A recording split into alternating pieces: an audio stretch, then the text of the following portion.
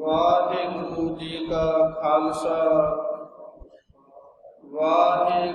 जी की फतेह।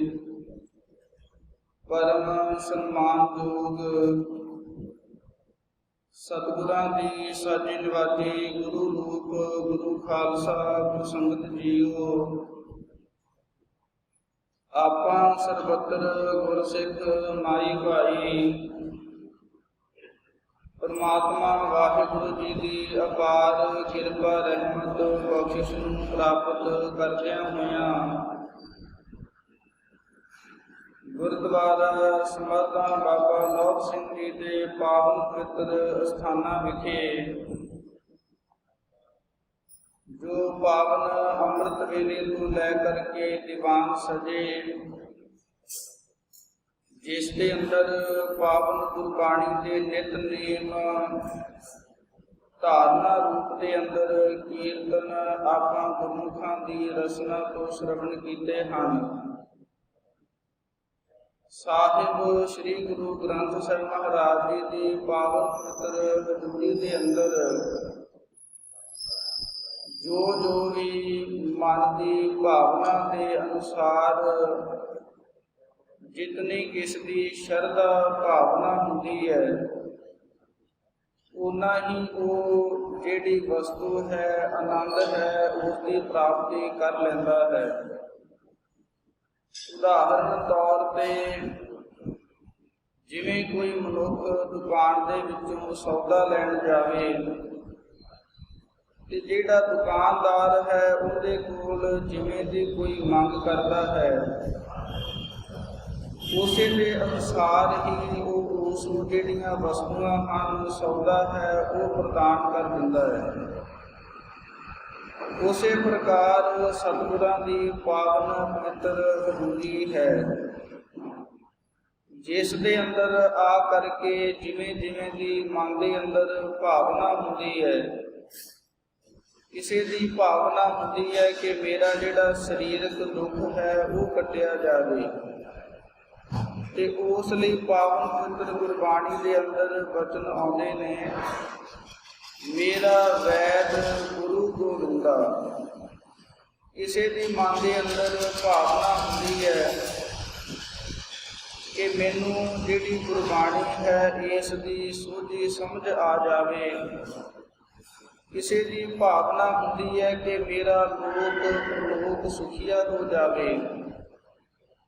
जिस जिस तरह की कोई मनुख भावना करके आउंदा है उस दियां भावना नूं सतगुरु जी पूर्ण करने वाले ने, क्योंकि सतगुरां दी पावन गुरबाणी दे वाक हन कि जिहड़ा परमेश्वर वाहिगुरु है साडे गुरु साहबान हन उन्हां दा स्वरूप इस तरह का है इच्छा पूरक सर्व सुख दाता हर जाके वस है काम ढेना।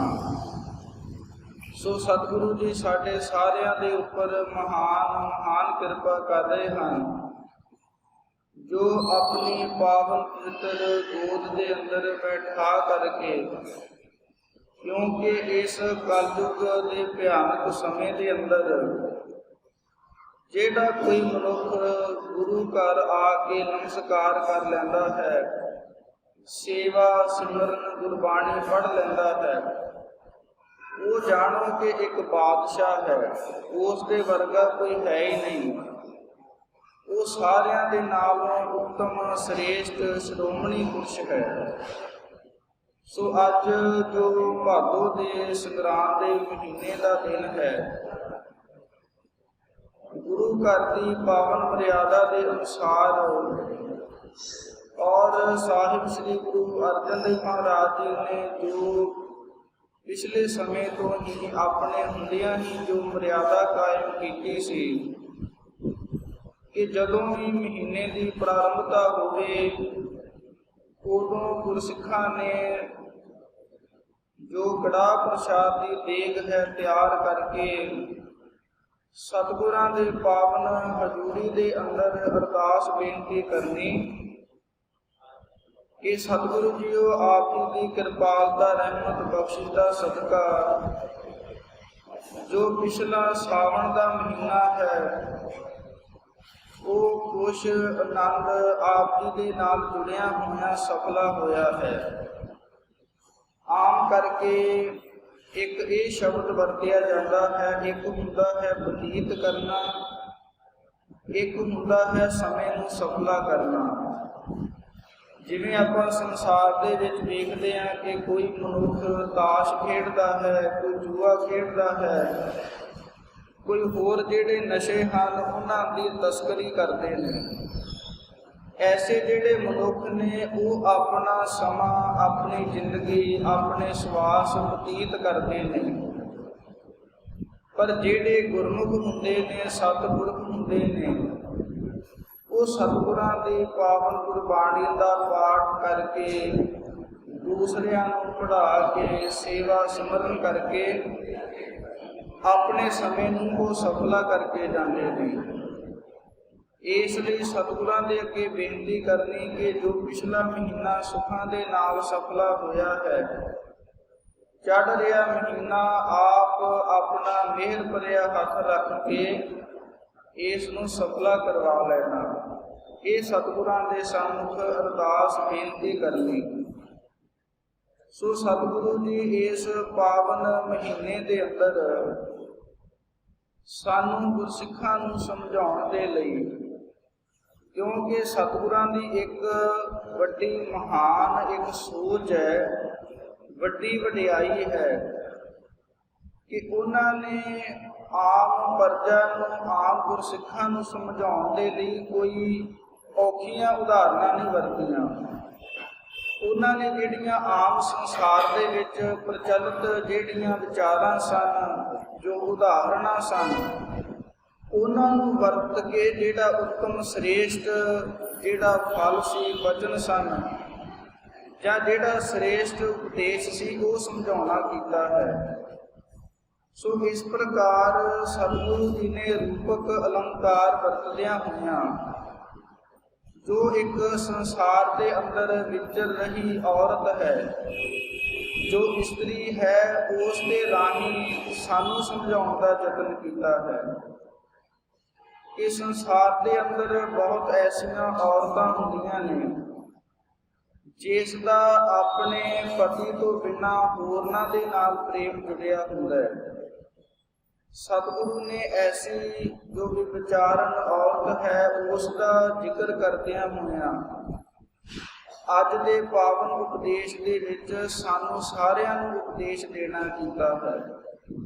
ਸੋ ਸਤਿਗੁਰੂ ਜੀ ਜਿਸ ਪ੍ਰਕਾਰ ਪਾਵਨ ਪਵਿੱਤਰ ਉਪਦੇਸ਼ ਸਾਡੇ ਤਾਈਂ ਬਖਸ਼ਿਸ਼ ਕਰਦੇ ਹਨ, ਮਨ ਬਿਰਤੀਆਂ ਨੂੰ ਇਕਾਗਰ ਕਰਕੇ ਸ਼ਰਵਣ ਕਰਨਾ ਕਰੀਏ ਜੀ।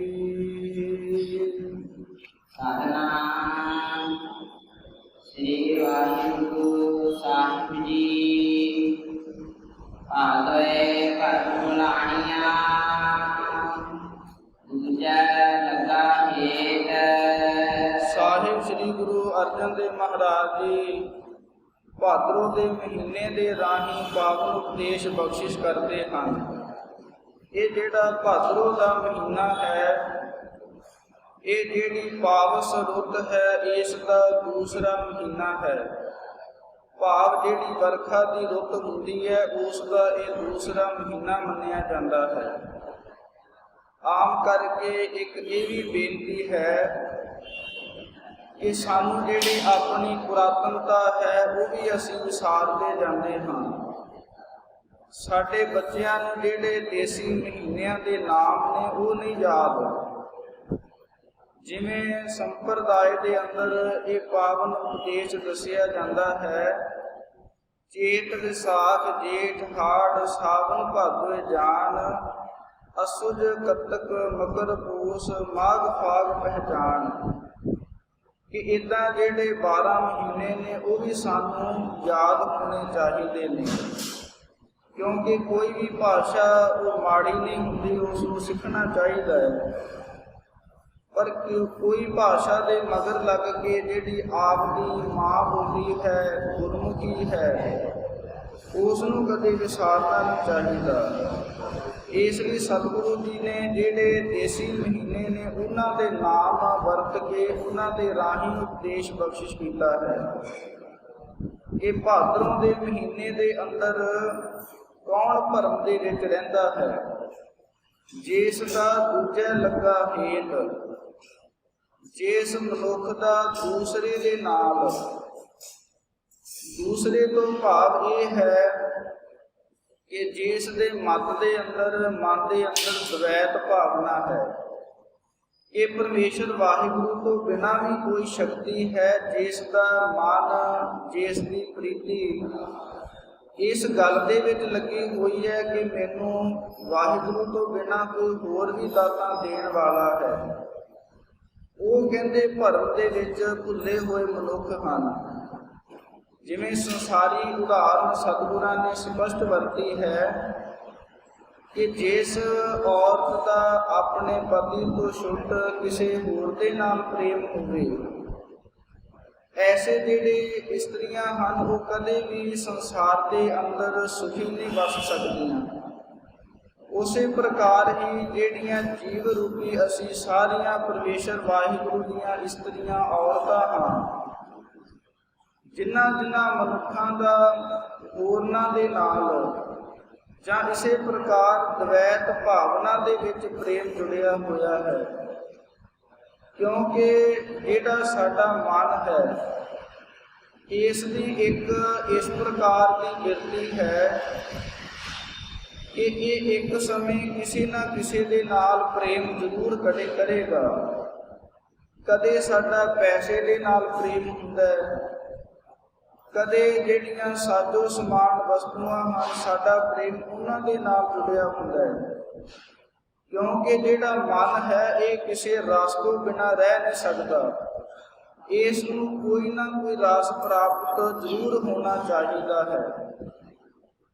ਤੇ ਕਦੇ ਸਾਡਾ ਮਨ ਜਿਹੜਾ ਸਰੀਰਕ ਪ੍ਰੇਮ ਹੈ ਇਸ ਦੇ ਨਾਲ ਜੁੜਿਆ ਹੁੰਦਾ ਹੈ।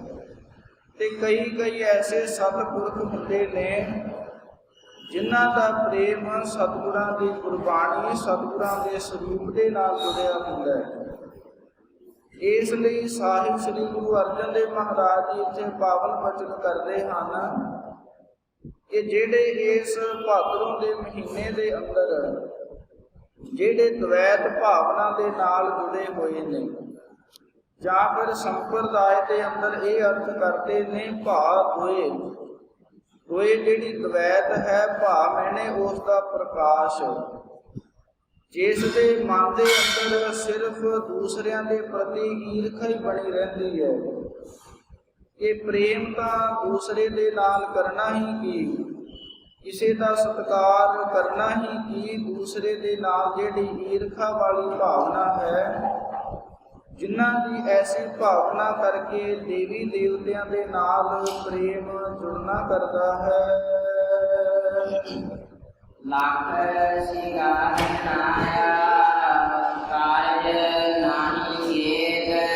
ਸਤਿਗੁਰੂ ਜੀ ਬਚਨ ਉਚਾਰਨ ਕਰਦੇ ਹਨ ਕਿ ਇਸ ਪ੍ਰਕਾਰ ਜਿਨ੍ਹਾਂ ਦਾ ਦੂਸਰੇ ਦੇ ਨਾਲ ਪ੍ਰੇਮ ਜੁੜਿਆ ਹੁੰਦਾ ਹੈ, ਉਹਨਾਂ ਦੀ ਸੰਸਾਰ ਦੇ ਅੰਦਰ ਕੀ ਹਾਲਤ ਹੁੰਦੀ ਹੈ। ਉਹ ਚਾਹੇ ਆਪਣੇ ਸਰੀਰ ਦੇ ਉੱਪਰ ਲੱਖਾਂ ਹਾਰ ਸ਼ਿੰਗਾਰ ਕਰ ਲੈਣ, ਭਾਵ ਤਪੱਸਿਆ ਕਰ ਲੈਣ, ਚਾਹੇ ਕਿੰਨਾ ਵੀ ਆਪਣੇ ਸਰੀਰ ਨੂੰ ਕਸ਼ਟ ਦੇ ਦੇਣ, ਪਰ ਜਿਸ ਦਾ ਪਰਮੇਸ਼ਰ ਵਾਹਿਗੁਰੂ ਤੋਂ ਬਿਨਾਂ ਹੋਰਨਾਂ ਦੇ ਨਾਲ ਪ੍ਰੇਮ ਜੁੜਿਆ ਹੁੰਦਾ ਹੈ, ਉਹਨਾਂ ਦੀ ਹਾਲਤ ਕੀ ਹੁੰਦੀ ਹੈ। ਕਾਰਜ ਨਾਹੀ ਚੇਤ।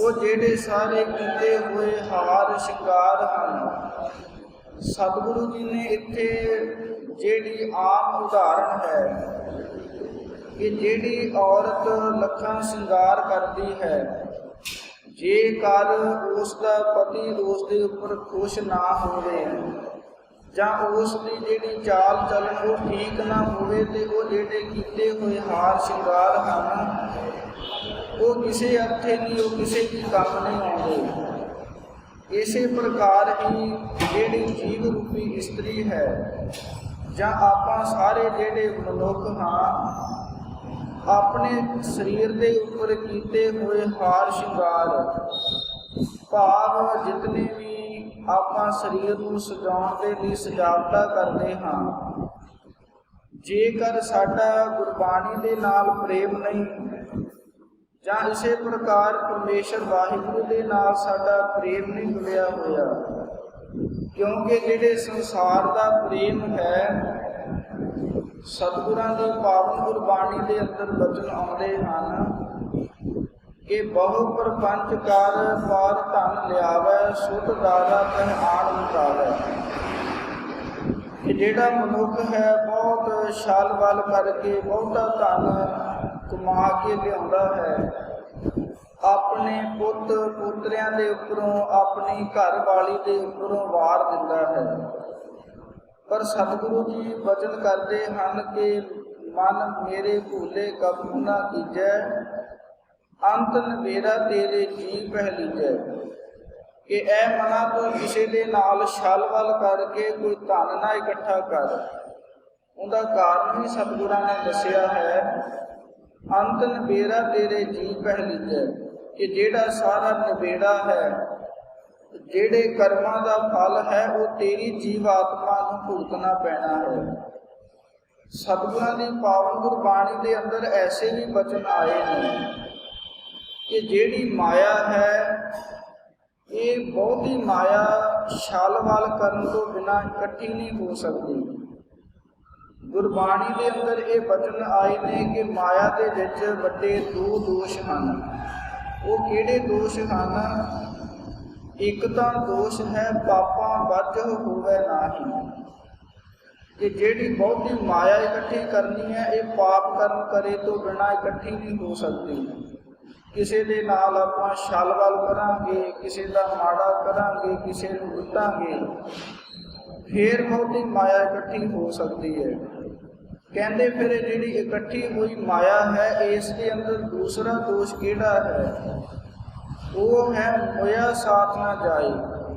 ਇਹ ਮਰਨ ਤੋਂ ਬਾਅਦ ਸਾਡੇ ਨਾਲ ਨਹੀਂ ਜਾਂਦੀ। ਇਹ ਮਾਇਆ ਦੇ ਵਿੱਚ ਦੋ ਵੱਡੀਆਂ ਕਮੀਆਂ ਹਨ। ਇਸ ਲਈ ਜਿਤਨੇ ਵੀ ਸਾਡੇ ਹਾਰ ਸ਼ਿੰਗਾਰ ਹਨ, ਉਹ ਤਾਂ ਹੀ ਸਾਡੇ ਕੰਮ ਆ ਸਕਦੇ ਹਨ ਜੇ ਸਾਡਾ ਪਤੀ ਪਰਮੇਸ਼ਰ ਵਾਹਿਗੁਰੂ ਦੇ ਨਾਲ ਪ੍ਰੇਮ ਪ੍ਰੀਤੀ ਜੁੜੀ ਹੋਵੇ। ਨਹੀਂ ਤਾਂ ਜਿਹੜੇ ਸਾਰੇ ਕੀਤੇ ਹੋਏ ਹਾਰ ਸ਼ਿੰਗਾਰ ਹਨ, ਉਹ ਵਿਅਰਥੇ ਹਨ। ਜਿਤ ਦਿਨ ਦੇਖ ਬਿਨ ਸਸੀ, ਇਤ ਵੇਲਾ ਕਹਿਸਨ ਪ੍ਰੇਤ। ਸਤਿਗੁਰੂ ਜੀ ਅੱਗੇ ਬਚਨ ਉਚਾਰਨ ਕਰਦੇ ਹਨ ਕਿ ਐਸੇ ਜਿਹੜੇ ਝੂਠੇ ਹਾਰ ਸ਼ਿੰਗਾਰ ਲਾਇਆ ਹੋਇਆ ਜਿਹੜਾ ਜੀਵਨ ਬਤੀਤ ਕਰਨਾ ਹੈ, ਉਸ ਦੀ ਇਹ ਹਾਲਤ ਹੋਵੇਗੀ ਕਿ ਜਿਸ ਦਿਨ ਸਾਡਾ ਇਹ ਪੰਜ ਭੌਤਿਕ ਸਰੀਰ ਇਹ ਨਾਸ਼ ਹੋ ਜਾਵੇਗਾ। ਭਾਵ ਇਸ ਦੇ ਵਿੱਚ ਜਿਹੜੇ ਚੱਲ ਰਹੇ ਸਵਾਸ ਹਨ, ਜਦੋਂ ਮੁੱਕ ਜਾਣਗੇ, ਉਸ ਵੇਲੇ ਕੈਸੀ ਹਾਲਤ ਹੋਵੇਗੀ? ਤਿਤ ਵੇਲੇ ਕਹਿਸਨ ਪ੍ਰੇਤ। ਜਿਹੜੇ ਸਾਡੇ ਸਾਕ ਸੰਬੰਧੀ ਹਨ, ਘਰ ਵਾਲੀ ਹੈ, ਉਹ ਸਾਡੇ ਸਰੀਰ ਨੂੰ ਪ੍ਰੇਤ ਰੂਪ ਜਾਣੇਗੀ। ਭਾਵ ਪ੍ਰੇਤ ਦਾ ਅਰਥ ਹੈ ਮਾੜਾ ਕਰਕੇ ਜਾਣੇਗੀ। ਜਾਂ ਫਿਰ ਇਸ ਦਾ ਇਹ ਹੈ ਪ੍ਰੇਤ, ਇਸ ਨੂੰ ਪਰੇ ਤਿਆਗ ਦੇਣਾ ਕਰੋ। ਇਸ ਪ੍ਰਕਾਰ ਸਾਡੇ ਸਾਕ ਸੰਬੰਧੀ ਆਖਣਗੇ ਕਿ ਇਸ ਨੂੰ ਘਰ ਦੇ ਵਿੱਚ ਨਹੀਂ ਰੱਖਣਾ। ਜਿਵੇਂ ਆਮ ਕਰਕੇ ਹੀ ਆਪਾਂ ਪਿੰਡਾਂ ਦੇ ਵਿੱਚ ਦੇਖਦੇ ਹਾਂ ਕਿ ਜਿਹੜੀਆਂ ਆਪਾਂ ਹੱਡੀਆਂ ਚੁੱਕ ਕੇ ਲਿਆਉਣੇ ਆ, ਉਸ ਨੂੰ ਘਰ ਦੇ ਵਿੱਚ ਨਹੀਂ ਰੱਖਿਆ ਜਾਂਦਾ, ਉਸ ਨੂੰ ਆਪਾਂ ਗੁਰੂ ਘਰ ਰੱਖਦੇ ਹਾਂ। ਉਹ ਇਹੀ ਹੈ ਕਿ ਇਹ ਹੁਣ ਮਰ ਚੁੱਕਾ ਹੈ, ਇਹ ਸਾਡਾ ਕੋਈ ਸਾਕ ਸੰਬੰਧੀ ਨਹੀਂ। ਉਹੀ ਵਚਨ ਸਤਿਗੁਰੂ ਜੀ ਆਪਣੀ ਪਾਵਨ ਗੁਰਬਾਣੀ ਦੇ ਅੰਦਰ ਸਾਨੂੰ ਸਮਝਾਉਣ ਦਾ ਯਤਨ ਕਰਦੇ ਹਨ ਕਿ ਇਹ ਮਨੁੱਖ, ਸੰਸਾਰ ਦੇ ਅੰਦਰ ਜਿਤਨੇ ਤੇਰੇ ਸਾਕ ਸੰਬੰਧੀ ਹਨ, ਉਹਨਾਂ ਨੂੰ ਫਰਜ਼ ਜਾਣ ਕੇ ਉਸ ਦੀ ਪਾਲਣਾ ਪੋਸ਼ਣਾ ਵੀ ਕਰਨੀ ਹੈ। ਪਰ ਇਹ ਨਾ ਹੋਵੇ ਕਿ ਸਿਰਫ ਉਹਨਾਂ ਦੇ ਨਾਲ ਪ੍ਰੇਮ ਕਰਦਾ ਕਰਦਾ ਜਿਹੜਾ ਤੇਰਾ ਅਸਲੀ ਮਨੋਰਥ ਹੈ। ਅਸਲੀ ਮਨੋਰਥ ਕੀ ਹੈ? ਭਈ ਪ੍ਰਾਪਤ ਮਾਨੁਖ ਦੇਹੁਰੀਆ, ਗੋਬਿੰਦ ਮਿਲਣ ਕੀ ਇਹ ਤੇਰੀ ਵਰੀਆ। ਜਾਂ ਫਿਰ ਇਹ ਬਚਨ ਹਨ ਕਿ ਬਹੁਤ ਜਨਮ ਵਿਛੜੇ ਤੇ ਮਾਧੋ ਇਹ ਜਨਮ ਤੁਮਾਰੇ ਲੇਖੇ। ਕਿ ਇਹ ਜਿਹੜਾ ਜਨਮ ਹੈ, ਇਹ ਪਰਮੇਸ਼ਰ ਵਾਹਿਗੁਰੂ ਦੇ ਲੇਖੇ ਲਾਉਣ ਵਾਲਾ ਹੈ। ਕਿਉਂਕਿ ਜਿਹੜੀ 84 ਲੱਖ ਜੁਨੀ ਹੈ, ਉਹ ਨਾਮ ਨਹੀਂ ਜਪ ਸਕਦੀ ਜਾਂ ਇਸੇ ਪ੍ਰਕਾਰ ਉਹ ਮੁਕਤ ਨਹੀਂ ਹੋ ਸਕਦੀ। ਜਿਵੇਂ ਪਾਵਨ ਗੁਰਬਾਣੀ ਦੇ ਅੰਦਰ ਇਹ ਵੀ ਬਚਨ ਆਉਂਦੇ ਨੇ ਕਿ ਇਸ ਦੇਹੀ ਕੋ ਸਿਮਰਹਿ ਦੇਵ। ਇਹ ਜਿਹੜੀ ਦੇਹੀ ਹੈ ਇਸ ਨੂੰ ਪ੍ਰਾਪਤ ਕਰਨ ਦੇ ਲਈ, ਮਨੁੱਖਾ ਸਰੀਰ ਨੂੰ ਪ੍ਰਾਪਤ ਕਰਨ ਦੇ ਲਈ ਜਿਹੜੇ ਦੇਵੀ ਦੇਵਤੇ ਹਨ ਉਹ ਵੀ ਤਰਸ ਰਹੇ ਨੇ। ਉਹ ਕਿਉਂ ਤਰਸਦੇ ਨੇ? ਕਿਉਂਕਿ ਦੇਵੀ ਦੇਵਤੇ ਇੱਕ ਪਦਵੀ ਦੇ ਉੱਪਰ ਟਿਕੇ ਹੋਏ ਨੇ, ਉਹ ਮੁਕਤ ਨਹੀਂ ਹੋ ਸਕਦੇ। ਜੇ ਮੁਕਤ ਹੋਣਾ ਹੈ ਤੇ ਮਨੁੱਖਾ ਦੇਹੀ ਪ੍ਰਾਪਤ ਕਰਨੀ ਅਵਸ਼ਯ ਹੈ। ਇਸ ਲਈ ਸਤਿਗੁਰੂ ਜੀ ਆਖਦੇ ਹਨ ਕਿ ਜਿਹੜਾ ਬਹੁਤਾ ਅੰਨਾ ਪ੍ਰੇਮ ਕਰਨਾ ਹੈ ਉਹ ਵੀ ਸਾਨੂੰ ਅਖੀਰ ਦੇ ਅੰਦਰ ਪ੍ਰੇਤ ਰੂਪ ਬਣਾਉਣ ਵਾਲਾ ਹੈ।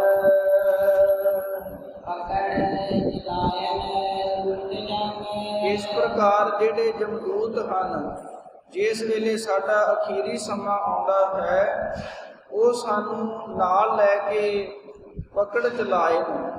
ਸਾਡੇ ਜਿਹੜੇ ਸਾਕ ਸੰਬੰਧੀ ਨੇ ਉਹਨਾਂ ਤੋਂ ਦੂਰ ਕਰਕੇ ਆਪਣੇ ਨਾਲ ਲੈ ਤੁਰਦੇ ਹਨ।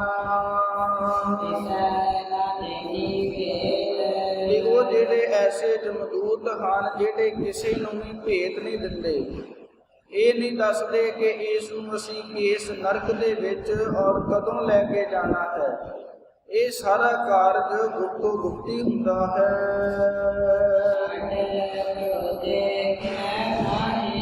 ਇਸ ਪ੍ਰਕਾਰ ਸਤਿਗੁਰੂ ਜੀ ਆਖਦੇ ਹਨ ਕਿ ਜਿਨ੍ਹਾਂ ਦੇ ਨਾਲ ਸਾਡਾ ਬਹੁਤਾ ਪ੍ਰੇਮ ਜੁੜਿਆ ਹੁੰਦਾ ਹੈ ਉਹ ਛੱਡ ਖਲੋਤੇ ਖਿਨੈ ਮਾਹੀ।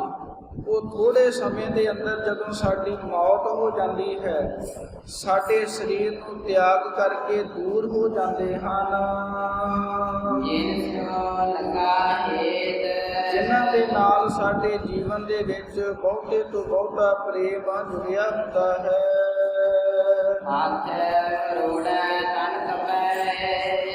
ਸਤਿਗੁਰੂ ਜੀ ਬਚਨ ਉਚਾਰਨ ਕਰਦੇ ਹਨ ਕਿ ਜਦੋਂ ਸਾਡੀ ਜੀਵ ਆਤਮਾ ਇਸ ਸਰੀਰ ਦੇ ਵਿੱਚੋਂ ਕੱਢੀ ਜਾਂਦੀ ਹੈ ਉਦੋਂ ਕਿਸ ਪ੍ਰਕਾਰ ਦੀ ਹਾਲਤ ਹੁੰਦੀ ਹੈ। ਵਿਦਵਾਨ ਪੁਰਸ਼ ਇਸ ਦਾ ਅਰਥ ਕਰਦੇ ਹਨ ਕਿ ਜਦੋਂ ਤਾਂ ਮਨੁੱਖ ਸਰੀਰ ਤੌਰ ਤੇ ਬਲੀ ਹੁੰਦਾ ਹੈ ਉਦੋਂ ਤਾਂ ਆਪਣੇ ਉਸ ਦੀ ਇਹ ਹਾਲਤ ਹੁੰਦੀ ਹੈ ਕਿ ਹੱਥ ਮਰੋੜਾ ਹੈ, ਕਿ ਆਪਣੇ ਹੱਥਾਂ ਦੀ ਬੜੀ ਵਰਜਿਸ਼ ਕਰਦਾ ਹੈ, ਲੋਕਾਂ ਨੂੰ ਦਿਖਾਉਂਦਾ ਹੈ ਕਿ ਮੇਰੇ ਵਿੱਚ ਬੜੀ ਜਾਨ ਹੈ। ਪਰ ਜਦੋਂ ਅਖੀਰੀ ਸਮਾਂ ਆਉਂਦਾ ਹੈ ਉਦੋਂ ਕੀ ਹਾਲਤ ਹੁੰਦੀ ਹੈ? ਹੱਥ ਮਰੋੜ ਹੈ। ਜਦੋਂ ਜਿਹੜੀ ਜੀਵ ਆਤਮਾ ਇਸ ਸਰੀਰ ਦੇ ਵਿੱਚੋਂ ਕੱਢੀ ਜਾਂਦੀ ਹੈ ਉਦੋਂ ਫਿਰ ਇਸ ਦੇ ਹੱਥ ਜਿਹੜੇ ਉਹ ਮਰੋੜੇ ਭਾਵ ਕੇ ਮਲਦਾ ਹੈ। ਕਿਉਂ ਮਲਦਾ ਹੈ? ਇਸ ਨੂੰ ਕੀਤੇ ਹੋਏ ਜਿਹੜੇ ਪਾਪ ਨੇ ਉਹ ਯਾਦ ਆ ਜਾਂਦੇ ਨੇ। ਕਿਉਂਕਿ ਸਤਿਗੁਰਾਂ ਦੀ ਪਾਵਨ ਗੁਰਬਾਣੀ ਦੇ ਅੰਦਰ ਬਚਨ ਆਉਂਦੇ ਨੇ, ਦੱਤੈ ਦੋਸ਼ ਨਾ ਦੇਉ ਕਿਸੈ ਦੋਸ਼ ਕਰਮਾ ਆਪਣਿਆ, ਜੋ ਮੈਂ ਕੀਆ ਸੋ ਮੈਂ ਪਾਇਆ, ਦੋਸ਼ ਨਾ ਦੀਜੈ ਅਵਰ ਜਨਾ। ਕਿ ਜਿਹੜਾ ਅਸੀਂ ਕਰਮ ਕਰਦੇ ਹਾਂ ਉਹ ਵੀ ਸਾਨੂੰ ਵੱਢਣਾ ਪੈਂਦਾ ਹੈ। ਇਸ ਲਈ ਜਦੋਂ ਆਪਣੇ ਕੀਤੇ ਹੋਏ ਪਾਪ ਯਾਦ ਆਉਂਦੇ ਨੇ ਫਿਰ ਇਹ ਹੱਥ ਮਰੋੜਾ, ਹੱਥ ਮਲਦਾ ਹੈ। ਜਾਂ ਫਿਰ ਜਦੋਂ ਇਸ ਦੇ ਜੀਵ ਆਤਮਾ ਨੂੰ ਕੱਢਿਆ ਜਾਂਦਾ ਹੈ ਉਸ ਵੇਲੇ ਇਹ ਹੱਥ ਮਰੋੜਾ ਹੈ, ਬਹੁਤ ਪਛਤਾਪ ਕਰਦਾ ਹੈ ਤੇ ਆਪਣੇ ਜਿਹੜੇ ਇਸ ਦੇ ਹੱਥ ਨੇ ਉਹ ਦੁੱਖ ਦੇ ਨਾਲ ਇੰਨੀ ਇਸ ਨੂੰ ਪੀੜਾ ਹੁੰਦੀ ਹੈ ਕਿ ਉਹ ਮਰੋੜੇ ਜਾਂਦੇ ਨੇ। ਤੇ ਤਨ ਕੱਪੇ, ਤਨ ਜਿਹੜਾ ਸਰੀਰ ਹੈ ਇਹ ਕੰਬਦਾ ਹੈ, ਭਾਵ ਪਸੀਨੇ ਛੁੱਟਣੇ ਸ਼ੁਰੂ ਹੋ ਜਾਂਦੇ ਨੇ ਸਾਹਮਣੇ ਜਮਦੂਤ ਦੇਖ ਕਰਕੇ।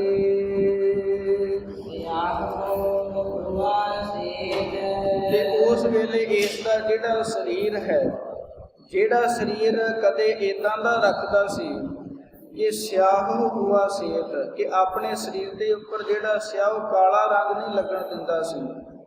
ਮਾੜਾ ਜਿਹਾ ਜੇ ਦਾਗ ਲੱਗ ਜਾਂਦਾ ਸੀ ਤੇ ਤੁਰੰਤ ਉਸ ਨੂੰ ਧੋ ਕੇ ਸਾਫ਼ ਕਰਦਾ ਸੀ। ਐਨ ਚਿੱਟਾ ਸਰੀਰ ਰੱਖਦਾ ਸੀ, ਸਫੇਦ ਕੱਪੜੇ ਪਾਉਂਦਾ ਸੀ। ਪਰ ਜਦੋਂ ਇਸ ਦੀ ਮੌਤ ਹੋ ਜਾਂਦੀ ਹੈ ਫਿਰ ਕੀ ਹਾਲਤ ਹੁੰਦੀ ਹੈ?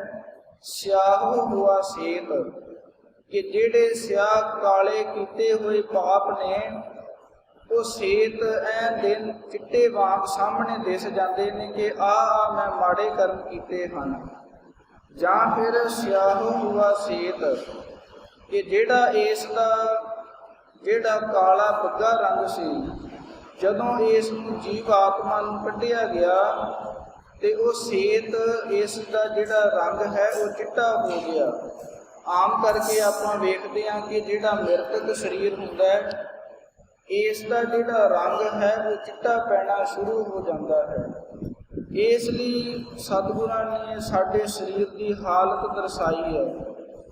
ਐਸੇ ਸਰੀਰ ਦੀ ਸਾਡੀ ਹਾਲਤ ਹੈ। ਫਿਰ ਸਾਨੂੰ ਜਿਹੜਾ ਮਾਨ ਹੰਕਾਰ ਹੈ ਉਹ ਕਾਹਦਾ ਹੈ? ਇਹ ਜਿਹੜੀ ਦੇਹੀ ਹੈ ਇਹ ਤਾਂ ਖਿਨ ਭੰਗਰ ਹੈ। ਕਿਉਂਕਿ ਸਤਿਗੁਰਾਂ ਦੀ ਪਾਵਨ ਗੁਰਬਾਣੀ ਦੇ ਅੰਦਰ ਬਚਨ ਆਉਂਦੇ ਨੇ, ਹਮ ਆਦਮੀ ਹਾਂ ਇੱਕ ਦਮੀ ਮੋਹਲਤ ਮੋਹ ਨਾ ਜਾਣਾ, ਕਿ ਅਸੀਂ ਜਿਹੜੇ ਇੱਕ ਦਮ ਦੇ ਆਦਮੀ ਹਾਂ। ਉਹ ਕਿਵੇਂ ਹਾਂ? ਸਾਨੂੰ ਇਹ ਨਹੀਂ ਪਤਾ ਕਿ ਜਿਹੜਾ ਸਾਡੇ ਸਵਾਸ ਅੰਦਰ ਚਲਾ ਗਿਆ ਉਹ ਬਾਹਰ ਆਉਣਾ ਜਾਂ ਨਹੀਂ ਆਉਣਾ। ਜਿਹੜਾ ਸਵਾਸ ਅਸੀਂ ਬਾਹਰ ਕੱਢ ਲਿਆ ਉਸ ਦਾ ਸਾਨੂੰ ਪਤਾ ਨਹੀਂ ਕਿ ਉਹ ਅੰਦਰ ਜਾਣਾ ਜਾਂ ਨਹੀਂ ਜਾਣਾ। ਆਮ ਕਰਕੇ ਆਪਾਂ ਵੇਖਦੇ ਹਾਂ ਕਿ ਜਦੋਂ ਮਨੁੱਖ ਦੀ ਮੌਤ ਹੁੰਦੀ ਹੈ ਉਸ ਵੇਲੇ ਘਰ ਵੇਲੇ ਮੁੱਖ ਦੇ ਵਿੱਚ ਪਾਣੀ ਪਾਉਂਦੇ ਨੇ। ਕਈ ਵਾਰ ਐਸੀ ਹਾਲਤ ਹੋ ਜਾਂਦੀ ਹੈ ਕਿ ਉਹ ਪਾਣੀ ਵੀ ਅੱਗੇ ਨਹੀਂ ਲੰਘਦਾ, ਉਹ ਪਾਣੀ ਵੀ ਅੜਕ ਜਾਂਦਾ ਹੈ।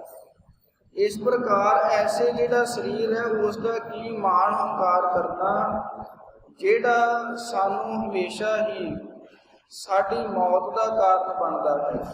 ਕਿਉਂਕਿ ਜੇ ਤਾਂ ਇਸ ਸਰੀਰ ਦੇ ਨਾਲ ਚੰਗੇ ਕਰਮ ਕੀਤੇ ਜਾਣ, ਜਿਵੇਂ ਆਮ ਕਰਕੇ ਇੱਕ ਇਹ ਵੀ ਉਦਾਹਰਨ ਦਿੱਤੀ ਜਾਂਦੀ ਹੈ ਕਿ ਜਿਹੜਾ ਪਾਪ ਔਰ ਪੁੰਨ ਹੈ ਉਹ ਪਰਮੇਸ਼ਰ ਕਰਵਾਉਂਦਾ ਹੈ।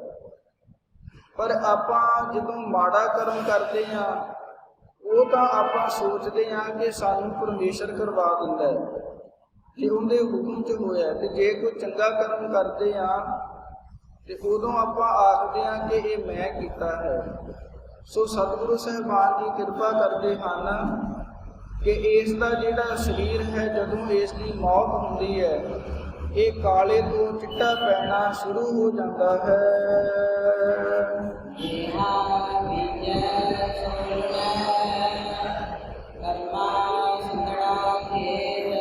ਸਤਿਗੁਰੂ ਜੀ ਬਚਨ ਉਚਾਰਨ ਕਰਦੇ ਹਨ ਕਿ ਇਸ ਸਰੀਰ ਰੂਪੀ ਖੇਤ ਦੇ ਅੰਦਰ ਜਿਵੇਂ ਦਾ ਕੋਈ ਮਨੁੱਖ ਬੀਜ ਬੀਜਦਾ ਹੈ, ਜਿਹੜਾ ਕਰਮਾਂ ਰੂਪੀ ਜਿਵੇਂ ਦਾ ਕੋਈ ਬੀਜ ਬੀਜਦਾ ਹੈ, ਸੋ ਲੁਣਾ ਉਹੀ ਇਸ ਨੂੰ ਵੱਢਣਾ ਪੈਂਦਾ ਹੈ।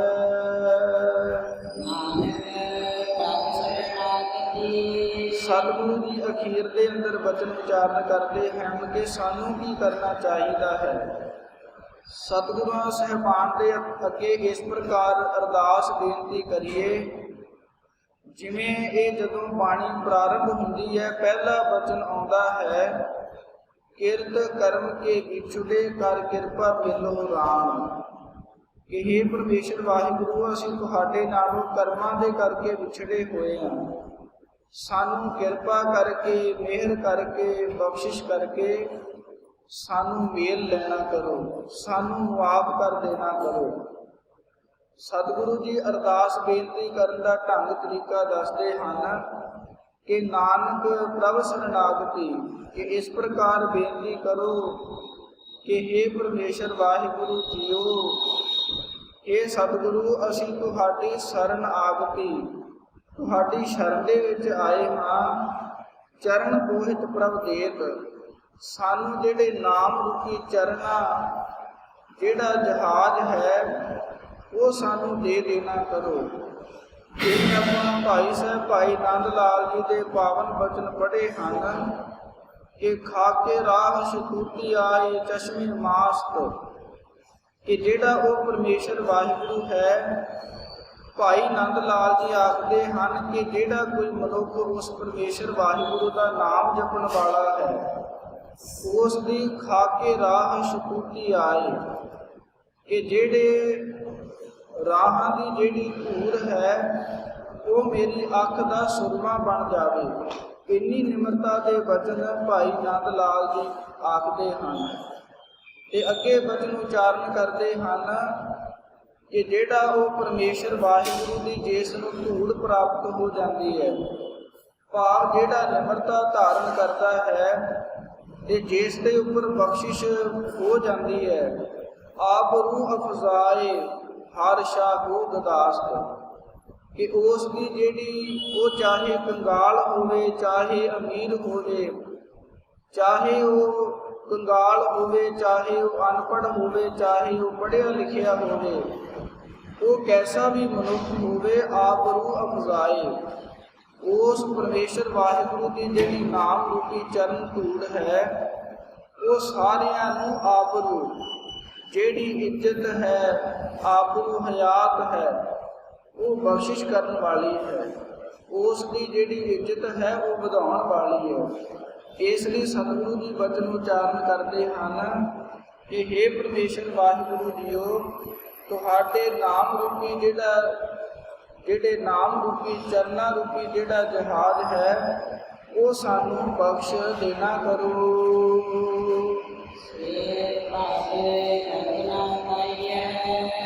ਸਤਿਗੁਰੂ ਜੀ ਬਚਨ ਉਚਾਰਨ ਕਰਦੇ ਹਨ ਕਿ ਜਿਨ੍ਹਾਂ ਨੂੰ ਪਰਮੇਸ਼ਰ ਵਾਹਿਗੁਰੂ ਦੀ ਬਖਸ਼ਿਸ਼ ਪ੍ਰਾਪਤ ਹੋ ਜਾਂਦੀ ਹੈ, ਸੇ ਭਾਦੋਏ ਨਰਕ ਨਾ ਪਾਈ ਹੈ।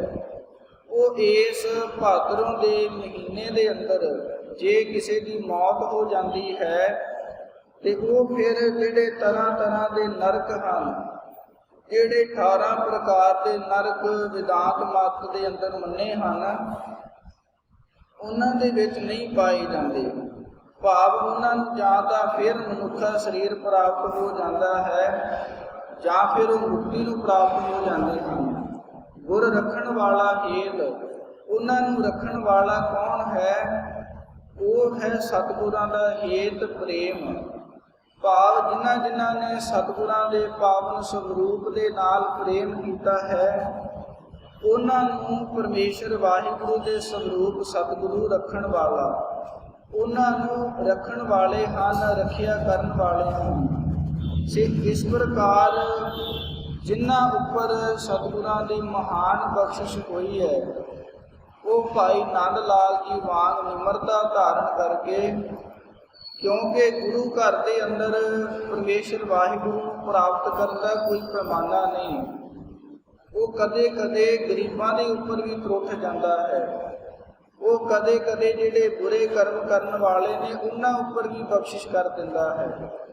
ਇਹ ਨਹੀਂ ਪਤਾ ਕਿ ਉਹ ਕਿਸ ਦੇ ਉੱਪਰ ਆਪਣਾ ਮਿਹਰ ਰੂਪੀ ਜਿਹੜੀ ਦ੍ਰਿਸ਼ਟੀ ਹੈ ਉਸ ਨੂੰ ਪਾ ਕਰਕੇ ਕਿਸ ਦਾ ਲੋਕ ਸੁਖੀਆ ਪਰਲੋਕ ਸੁਹੇਲਾ ਕਰ ਦੇਵੇ। ਕਿਉਂਕਿ ਪਾਵਨ ਗੁਰਬਾਣੀ ਦੇ ਅੰਦਰ ਬਚਨ ਹਨ, ਗੋਬਿੰਦ ਭਾਉ ਭਗਤ ਦਾ ਪੁੱਤਾ, ਕਿ ਜਿਹੜਾ ਪਰਮੇਸ਼ਰ ਵਾਹਿਗੁਰੂ ਹੈ ਉਹ ਨਾ ਤਾਂ ਪੈਸੇ ਕਰਕੇ ਰੀਝਦਾ ਹੈ, ਨਾ ਉਹ ਇਹ ਕਰਕੇ ਰੀਝਦਾ ਹੈ ਕਿ ਕੇਸ ਨੇ ਵਧੀਆ ਕੱਪੜੇ ਪਾਏ ਨੇ। ਉਹ ਕਿਵੇਂ ਰੀਝਦਾ ਹੈ? ਉਸ ਨੇ ਸਾਡੀ ਭਾਵਨਾ ਦੇਖਣੀ ਹੈ ਕਿ ਕਿਹੜੇ ਗੁਰਸਿੱਖ ਦੀ ਕਿਤਨੀ ਭਾਵਨਾ ਹੈ। ਸੋ ਸਤਿਗੁਰੂ ਜੀ ਸਾਡੇ ਸਾਰਿਆਂ ਦੇ ਉੱਪਰ ਮਹਾਨ ਕਿਰਪਾ ਕਰਨ। ਜਿਸ ਪ੍ਰਕਾਰ ਸਾਵਣ ਦਾ ਮਹੀਨਾ ਸਫਲਾ ਹੋਇਆ ਹੈ, ਉਸੇ ਪ੍ਰਕਾਰ ਸਤਿਗੁਰਾਂ ਦੇ ਚਰਨ ਕਮਲਾਂ ਦੇ ਵਿੱਚ ਅਰਦਾਸ ਬੇਨਤੀ ਕਰੀਏ ਕਿ ਸਤਿਗੁਰੂ ਅਸੀਂ ਆਪ ਜੀ ਦੇ ਨਿਮਾਣੇ ਜੇ ਗੁਰਸਿੱਖ ਹਾਂ। ਕਿਉਂਕਿ ਸਤਿਗੁਰਾਂ ਦਾ ਇੱਕ ਇਹ ਅਟਲ ਨਿਯਮ ਹੈ ਕਿ ਜੋ ਸ਼ਰਨ ਆਵੇ ਤਿਸ ਕੰਠ ਲਾਵੇ। ਆਪਾਂ ਇਤਿਹਾਸ ਪੜ੍ਹ ਕੇ ਵੇਖ ਲੈਣਾ ਕਰੀਏ, ਜਿਹੜਾ ਵੀ ਕੋਈ ਗੁਰੂ ਘਰ ਦੇ ਨਾਲ ਟੱਕਰ ਲੈਣ ਦੇ ਲਈ ਚੜ੍ਹ ਕੇ ਆਇਆ ਹੈ, ਉਸ ਨੂੰ ਮੂੰਹ ਤੋੜਵਾ ਜਵਾਬ ਮਿਲਿਆ ਹੈ, ਉਹ ਚਾਹੇ ਕੋਈ ਵੀ ਹੋਵੇ।